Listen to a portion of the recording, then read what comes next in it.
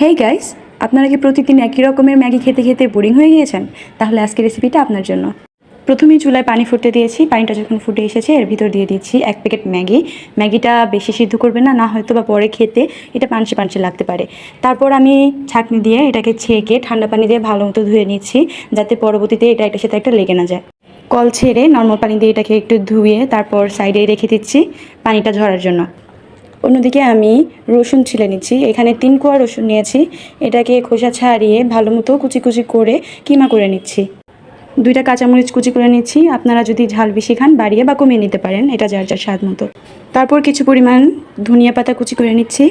তারপর একটা প্যান বসিয়ে দিয়েছি চুলায়। চুলার আঁচ রেখেছি মিডিয়াম টু লো। আর দিয়ে দিচ্ছি তেল। তেলের ভিতর কুচানো রসুনগুলো দিয়ে দিচ্ছি, সাথে কুচানো মরিচগুলো দিয়ে দিলাম। এগুলো এখন ভালো মতো ব্রাউন কালার আসা পর্যন্ত ভেজে নেব। সাইডে আমি আরেকটা পাত্রে একটা সস বানিয়ে নিব। তার জন্য দিয়ে দিচ্ছি টমেটো সস 1 চা চামচ, দিয়ে দিচ্ছি 2 চা চামচ সয়া সস। তারপর দিয়ে দিব লাল মরিচের গুঁড়া, আপনারা ঝাল পছন্দ করলে আরও বাড়িয়ে নিতে পারেন। তারপর দিচ্ছি 1/2 চামচ চিনি ও 1/2 চামচ লবণ। লবণটা আমি এখানে কমই ইউজ করেছি, কারণ সয়া সসের মধ্যে লবণ থাকে। তারপর দিয়ে দিচ্ছি পানি। এই তো আমার সসটা রেডি।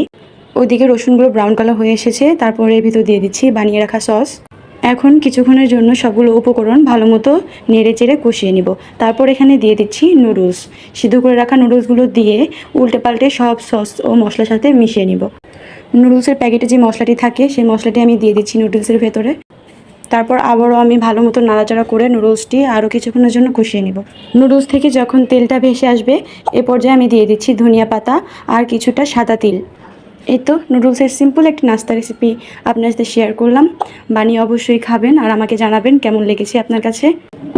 ভিডিওটি ভালো লাগলে অবশ্যই সাবস্ক্রাইব আর একটা লাইক করে পাশেই থাকবেন।